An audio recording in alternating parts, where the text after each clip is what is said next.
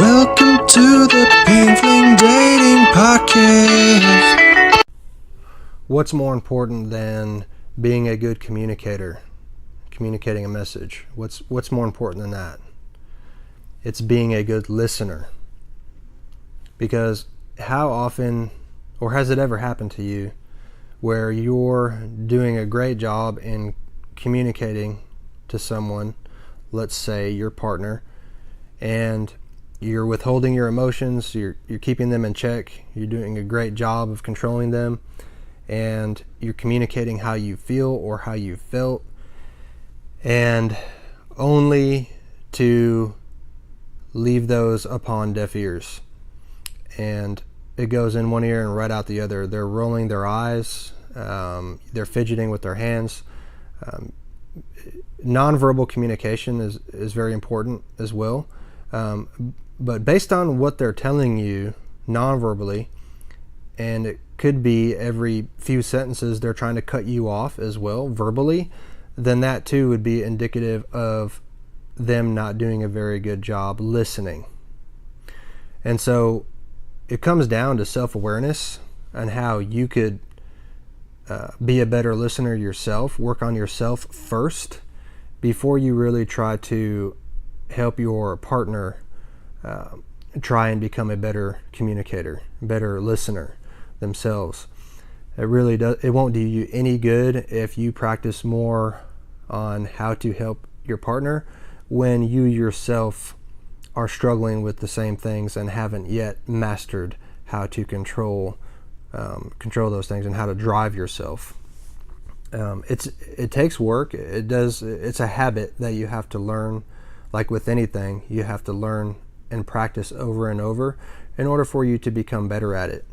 But the thing is, keep in mind in the beginning, like with most things, it's uncomfortable, it's different, and depending on your personality and your willingness to accept change, your fear of change, but it's something different. And it comes down, it's as simple as this. I mean, if you keep doing the same things over and over and over again, and you expect different results, then you're crazy. You're delusional. But if you decide to finally change up your bad habits and start implementing better ones, i.e., for example, like becoming a better communicator, a better listener, then yes, it'll be uncomfortable in the beginning, but after a while it will turn into a habit, and if you continue to practice it, it will turn into a reflex. And so that way, whenever situations or circumstances do arise that may elicit certain emotional responses or tendencies from you based on how you used to behave when you were confronted with those circumstances or situations, now because you're used to practicing a certain way of communicating, which is assertive, it doesn't violate the rights of your partner, and you're able to better listen to them, not just by remaining silent, but non-verbally looking them into their eyes, giving them eye contact, giving them the respect that you actually truly do care genuinely about what they're saying. It's imperative that you implement this if you want to have a smoother relationship with your partner. It's about messages, it's about communication. And seek first to understand before you seek to be understood. I'll say that again. Seek first to understand before you seek to be understood. And in doing this and working on yourself and creating and instilling these habits within yourself and becoming stronger, which is what you truly have control over. It's just yourself. You don't have control over anything or anyone else, just you.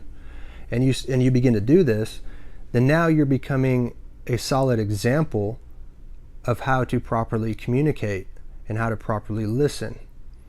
And then only after you've mastered this consistently can you then begin trying to work with your spouse, not against them. Sit on the same side of the table and work with each other against the problem.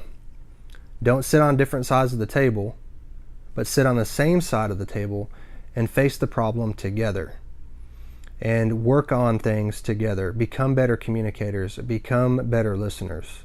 You are not fixed, you are not trees. You can change, you can become different each and every day, and you can create the life that you want together if you want to, and if you both are willing to. So I strongly urge you to try and do that. And this day and age too, I'd like to point out text messaging.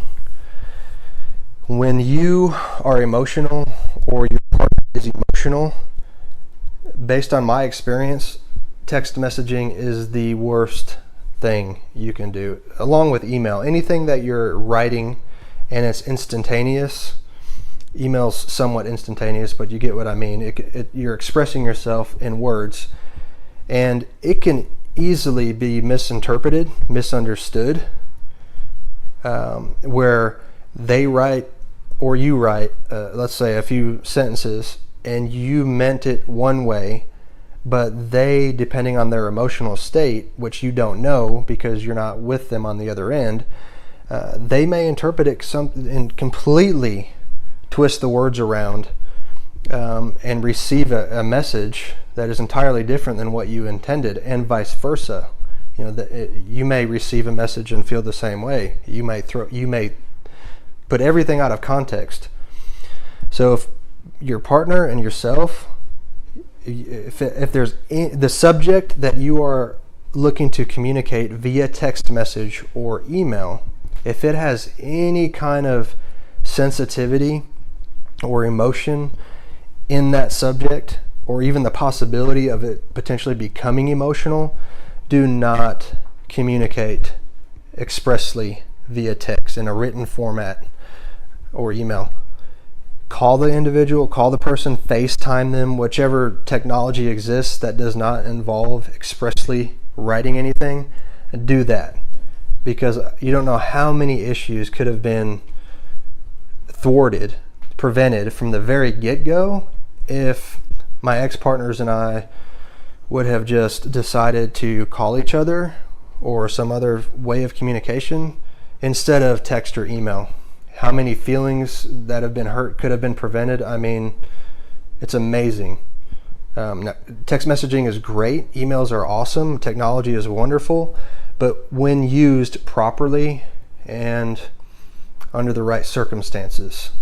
And so really just slow down when it comes to trying to communicate everything that you can, I'll be in the same room sometimes. I used to be with my ex-partners, and we would still text each other. It's a habit.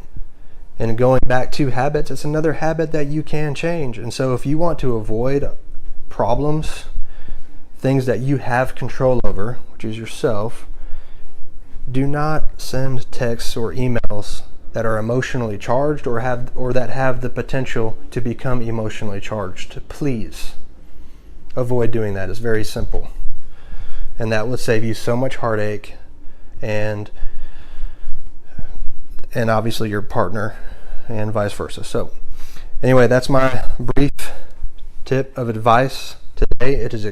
Even though it's brief, it is extremely powerful if you are able to implement and work on these things. So seek first to understand before you seek to be understood. Be quick to listen, slow to speak. You are given 2 ears and 1 mouth. So use those proportionately, just as you were given them. Listen more, talk less. And truly give them eye contact, show them that you're genuinely interested. And don't listen to respond, but listen to understand. And only when you master this ability and you develop these listening skills, these communication skills, can you then start to work on them with your partner, and eventually you can mold each other into better communicators, better listeners. But it starts with you. You have absolutely no control over anyone else but yourself. I hope you've enjoyed this quick pingfling podcast, and I hope it helps your relationship or relationships smoothen and become more fluid. So anyway, thank you very much. Subscribe, like, share. We've got the YouTube channel, Pingfling. Dating is on YouTube. We got Pingfling Dating on Facebook. Pingfling.com is under development. I'm excited about that. The dating app is also under development. Very excited about that. And there's much more coming down the line. So stay tuned. Thanks again, and have a great evening, great morning, great afternoon, whichever it is that you're listening to this podcast. Have a good one, yeah.